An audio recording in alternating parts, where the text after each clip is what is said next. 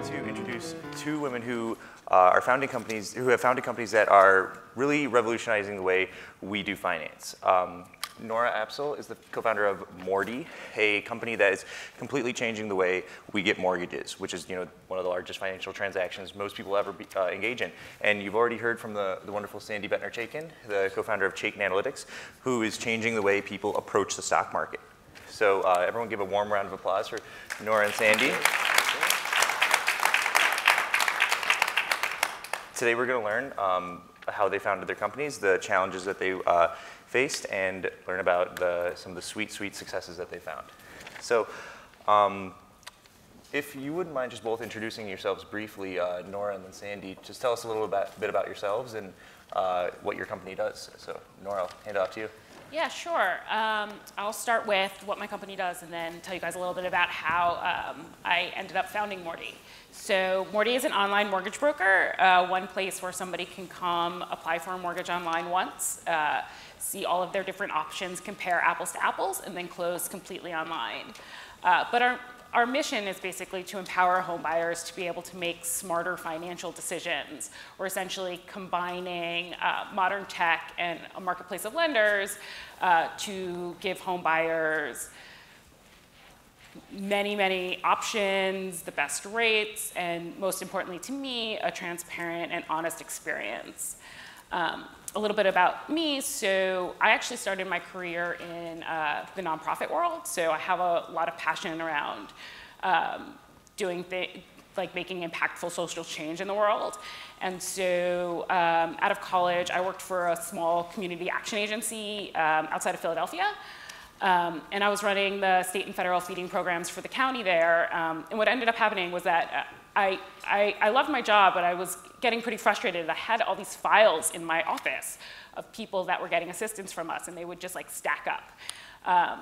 And I was like, if I could just take this data and like put it in a database and be able to like understand who we're trying to serve and what we can do, what would that mean? What would that mean for them? What would that mean for us? And it really spurred my interest in computer science, which had always sort of been there lingering.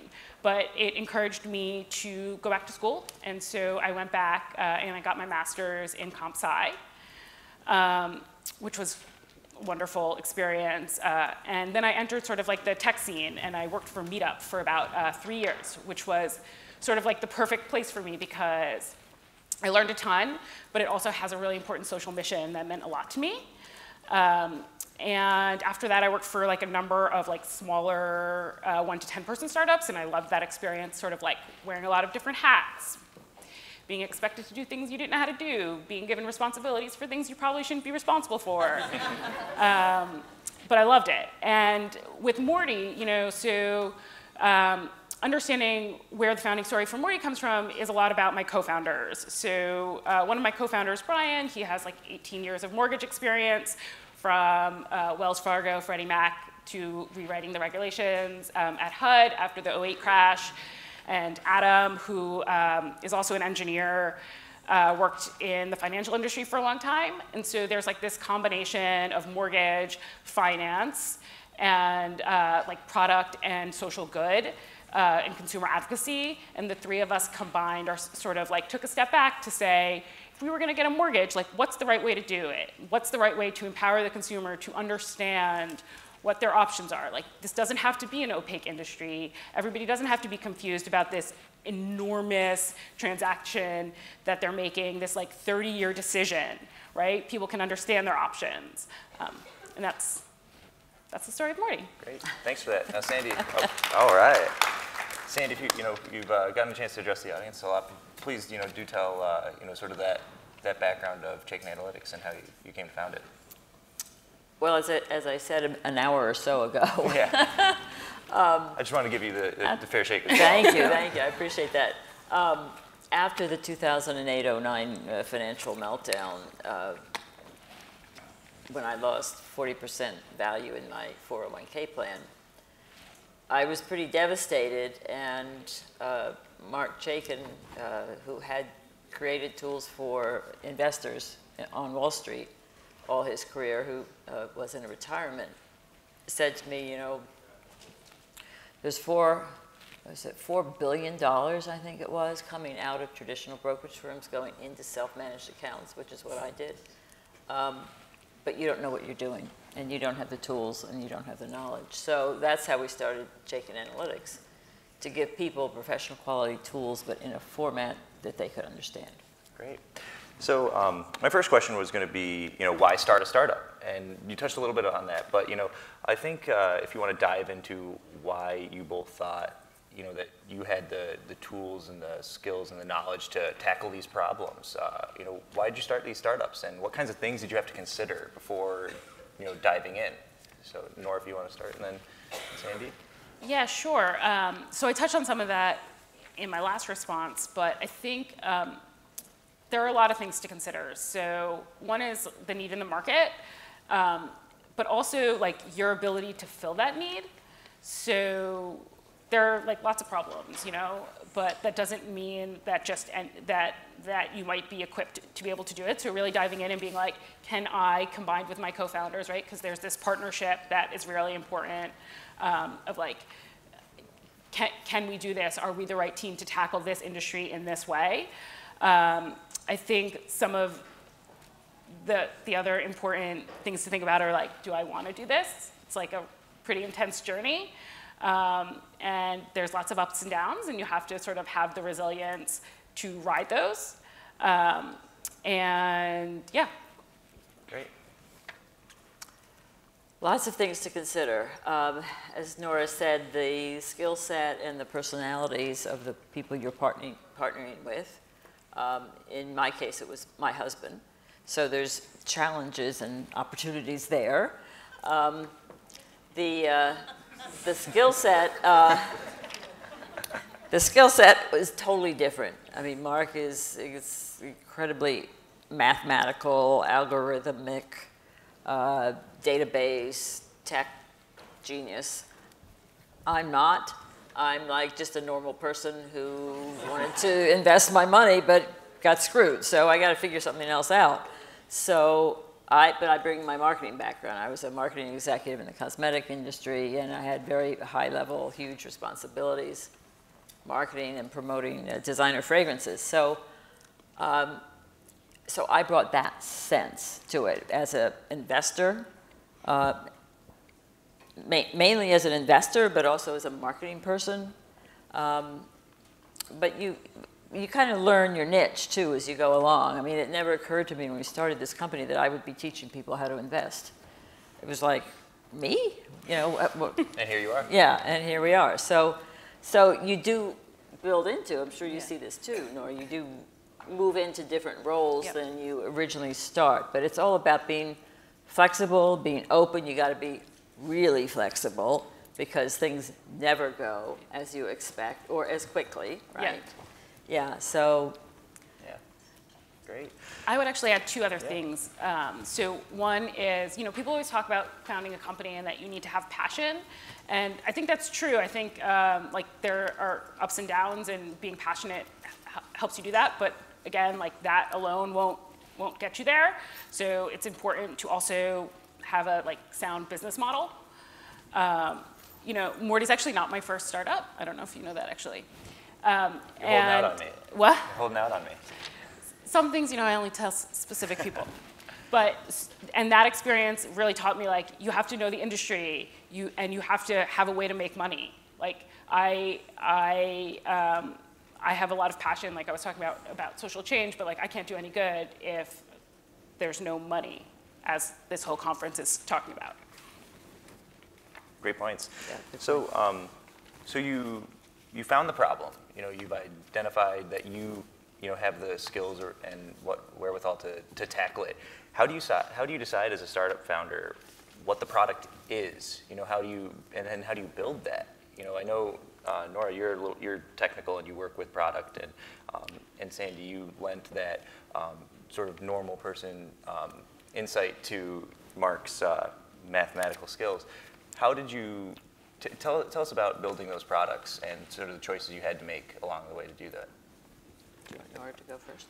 Oh, sure. Yeah, so product is hard. I think for us, what we did was we took a step back. The mortgage industry is enormous, right? It's a $10.5 trillion industry. There are a lot of people who tackle mortgage in different kinds of ways. And so we were like, this industry is broken, but why? And how can we fix it? And so for us, really figuring out the core tenets of what Morty is, and they end up being our value propositions and core to our mission. So transparency, optionality, and education, and figuring out how we can do that so somebody understands what their mortgage is. And for us, that translated into creating essentially a marketplace for mortgages where borrowers can be able to sort of browse different kinds of rates. But once you get past the high level part, it's a lot about testing and asking and recognizing that you don't personally have the answers because you're not the one using the product all the time, and you have to ask your users and you have to ask other people. I think that's really important as you sort of develop and grow. Great. The way we developed the product at Chaikin Analytics was to start with a model. My husband, Mark, created models and technical indicators for Wall Street investors all of his career. And he said, well, I've got to create something that's simple enough for somebody like me who's new to investing to understand, but also powerful enough that it gives you an edge. Because, I mean, as we know, there's these big, huge trading firms out there that trade in such huge lots. They move the markets, they move the money. So how do we, as this little diddly-bop investor, keep up with that and not get buffeted around? We've got to have the same quality that the pros have. So that was the product that we envisioned. And then he said about building it. It took him about a year to build the model that is a simple rating. It goes from bullish to neutral to bearish. I mean, at first I said, well, what's bullish and what's bearish? I mean, oh, green is good. Green is bullish. Red is bad, it's bearish. Got it. And basically, that's where you start. I mean, you got to start with something that's really simple. And as we've retooled it, we started with the iPhone, because the iPhone was just being released. And we said, oh, wow, things are going to be moving to mobile, so maybe we should start with a free app, because everyone was going with free apps. So did this business plan, free apps, okay, good, we'll do this. That's how we started. Then we went to an product on an iPad, and then we wanted more usability features. We went to a desktop. So it evolves, but it also is the market telling you what they need. And in many cases, I'm the voice of the consumer, because I can say, well, I don't understand this. You're putting something, accumulation, I don't know what that is. Just let's do it simple speak. So it's an evolution. It's an evolution, I should say. But you always have to check back in with the market. As Nora has said, too, that you've got to make sure what you're offering is what the market wants. Great. So you've decided you want to build the startup. You built the product. You've gotten it out in the wild a little bit. People are giving you some feedback. You really want to scale it now. You want to build the business. As Nora, you said earlier, there's got to be the money there to make it happen. How do you go about finding the capital to grow? We all know that we've seen statistics that only a single-digit percentage of female-led companies get VC funding, et cetera. Did you raise capital? If so, what was that story like? Were there partners or organizations that you worked with that helped you grow the company? Nora, do you want to start there? Sure. So Sandy and I were talking earlier about the sacrifices that you make when you do a startup, like not getting paid for a while because your company doesn't have any money, and that can only last for so long, and so you do need to try to, if your product doesn't make money right away, you do need to usually find some kind of outside investment. For us, our path was through an accelerator program called Techstars, which was a wonderful experience for us because for two reasons. So one was that we just learned a ton. So my thing about accelerators is I think that they will accelerate your company either up or down. And time is our scarcest resource. So like if something's not working, it's better to know it faster than not. And if something is working, like great, like let's move on it.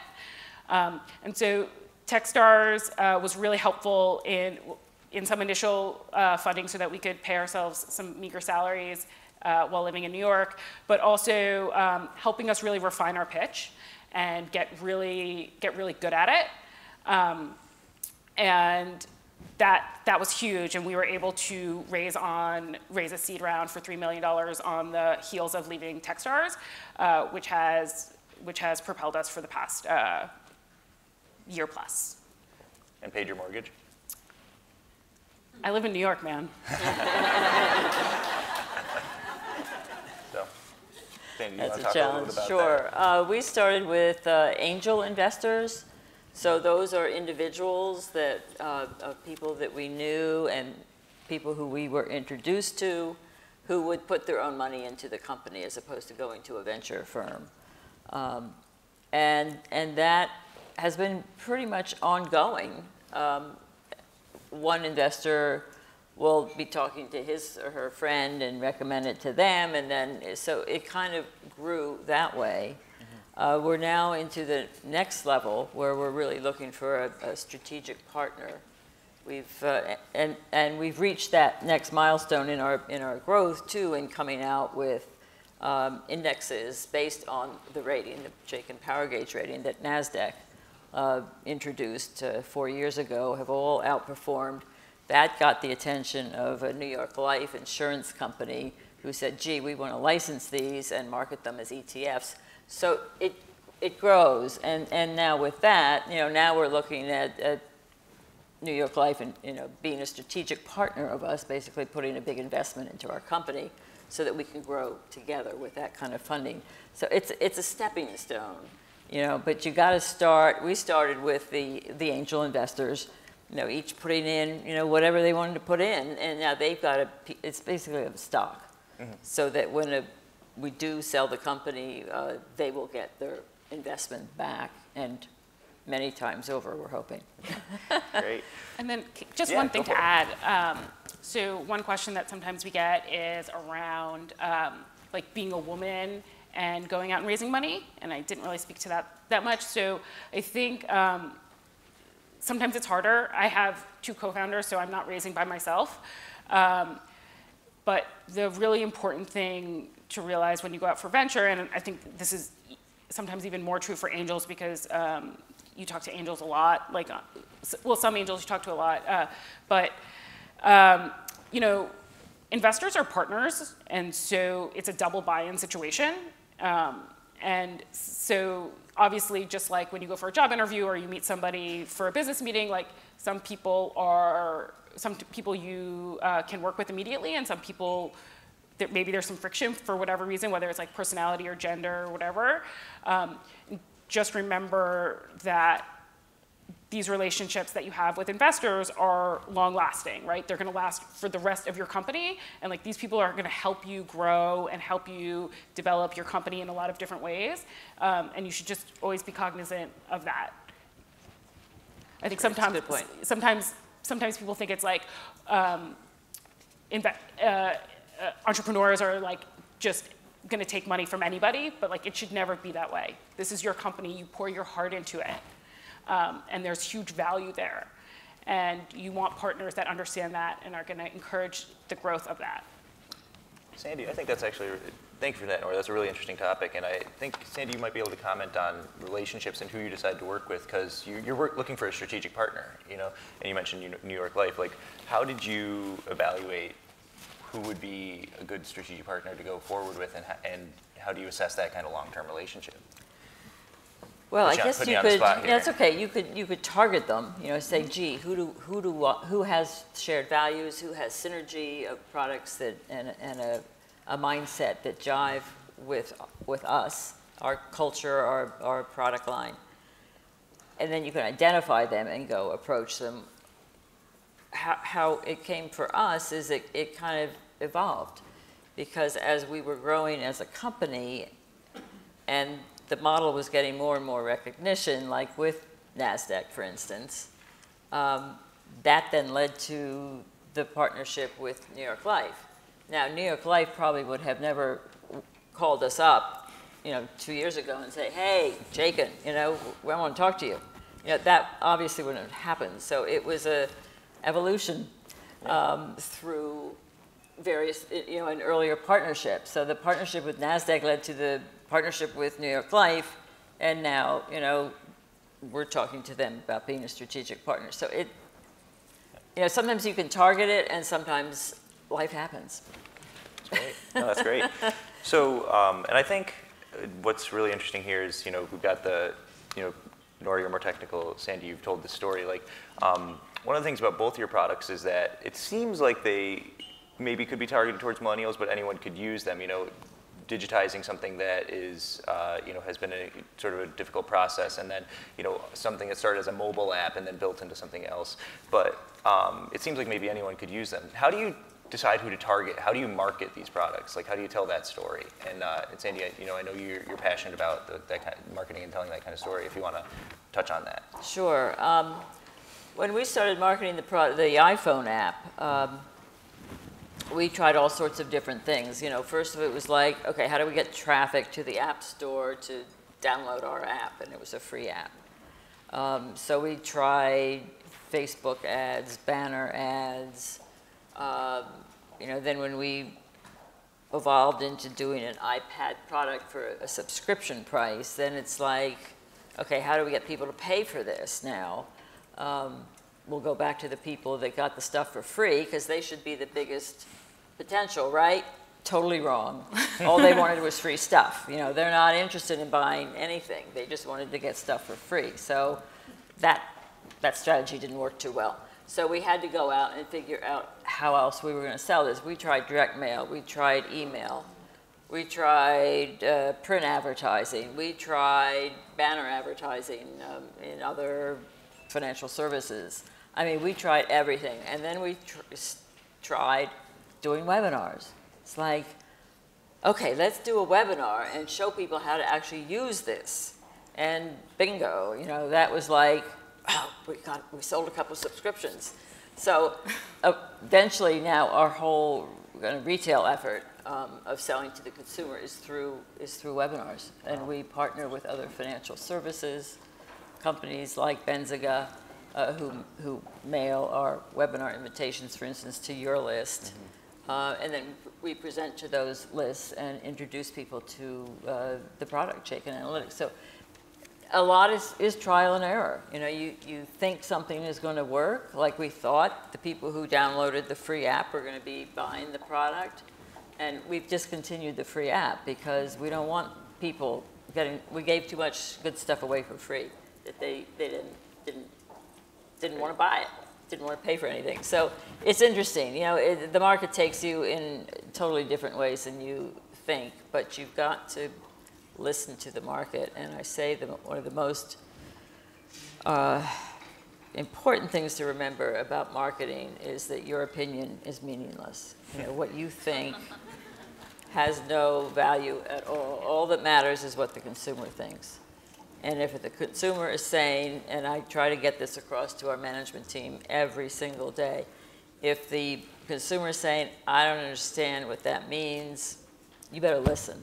And you better clarify it and not hold your ground. Well, what's the matter with them? They should know what this means. Are they stupid?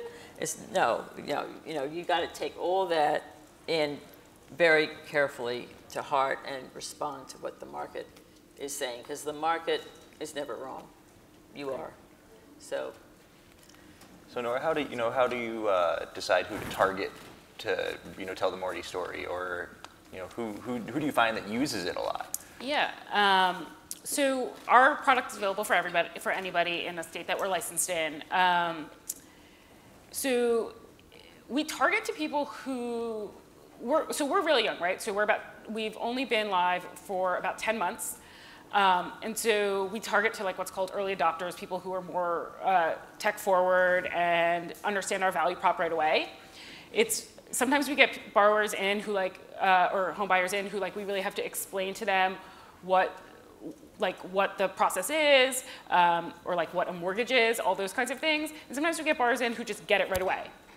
And since we're so young and we're sort of still in that like learning phase, it's much easier for us to work with like the early adopters. We'll help anybody. We're happy to help anybody. But just talking about like the types of people that we target, and that does end up being like we call them like late millennials,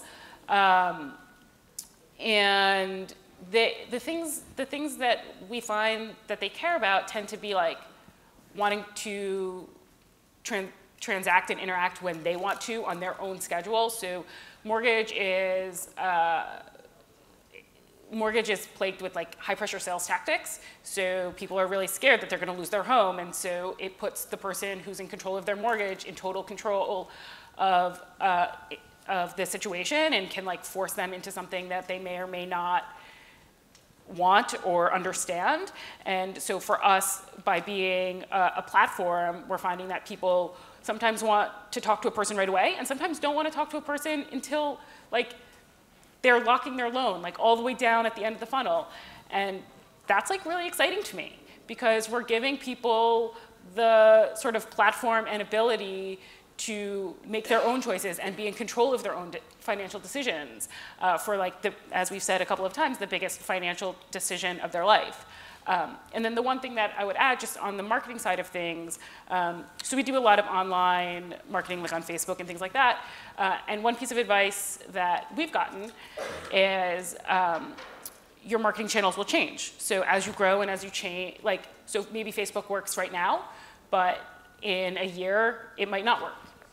And so you have to always be watching and always be evolving, sort of as Sandy was talking about, which is cool, because it's always fun to try out new things and see what works now versus what works later. There's always learnings in it. Great. So I'm going to ask one more question, then I'm going to open up to the audience. So, you know, we're seeing sort of the end product here. You know, you survived, you built the produst, you got the funding. You're standing. But, you know, there's so much that goes into it that we don't always get to see. Like, so what are some of what was maybe one of the toughest challenges that you've had building these companies, and what did you learn from overcoming it? So, Sandy, if you want to. I would say perseverance is critical. Mm-hmm. I think that's the biggest. If I just say there's one important thing to have as an entrepreneur, I would say perseverance. Mm-hmm.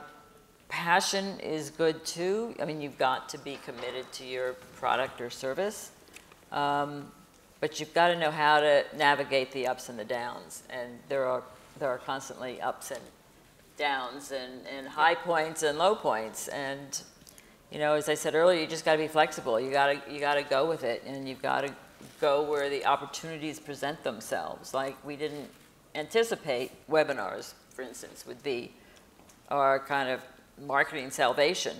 But once we recognize that, you just kind of move in that direction. So perseverance, flexibility, I'd say those are the two important things. Great. And what have you learned, Nora? So I sort of like this question in the perspective of like, what was the thing you didn't realize was going to be so hard?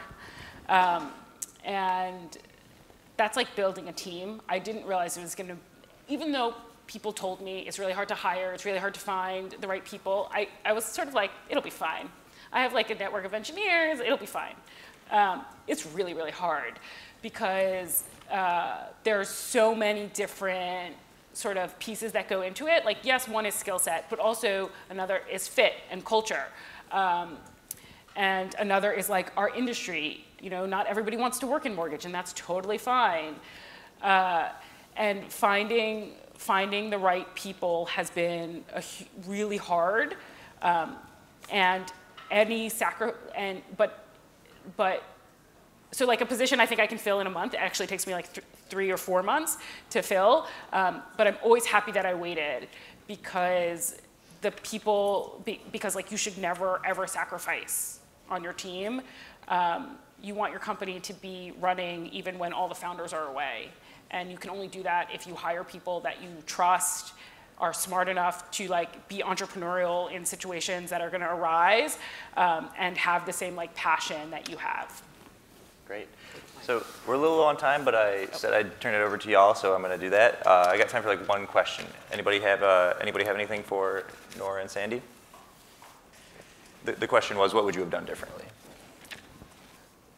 So I think that it's a really hard question. Like I think that there were times when I got really frustrated at things not happening the way I wanted them to happen, and sort of what Sandy was talking about being more flexible and being able to ride out the wave. That was like a real learning experience for me.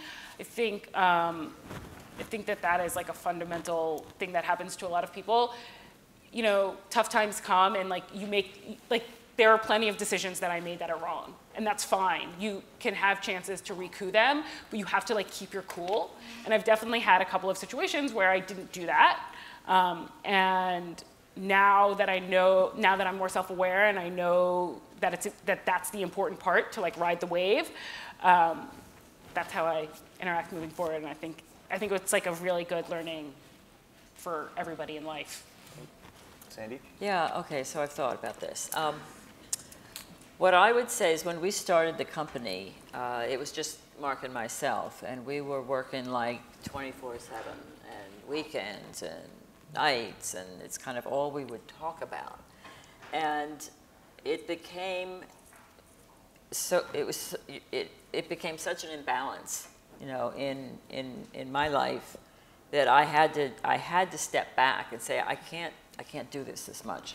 I mean, now we've got 28 people, so I can definitely dial it back a little bit. But in the beginning, it was really hard because I was working constantly, and if you're working with your partner or your spouse, there's no separation. There's no life-work balance. It's all the same, which I would not recommend anyone do. You really need to keep them separate. So that's an area that, but then we would have had to pay someone to do it. So I don't know how we could have done that. So, I mean, now we can, but it evolved, as I say, it evolved. So takeaway is don't start a company with your partner. We've got one more in the back. I don't know if we can carve out time for it, but let's Ed. You know what, the mic's already there. Let's do it. I'm just so curious about the response from incumbents. How have you found that, Nora, in the mortgage industry? Well, so we're a marketplace, which means that we work really well with incumbents. So Chaikin, which is upstairs, is one of our best partners. They're on our platform, as well as like a host of other mortgage companies. We don't fund the loans. We're a broker, so we work really well with incumbents. So they embrace so far. Yeah. The transparency. Yeah. And I mean, so we handle the customer, right, from acquisition all the way through to closing, which is the part of the, so we're able to give customers a great experience and the lenders, the incumbent lenders, are able to fund the loans, right? Do the stuff that they're really good at. Another takeaway is give the big companies free money. All right. Well, everyone give it up for these incredible entrepreneurs, and thank you for listening. Thank you.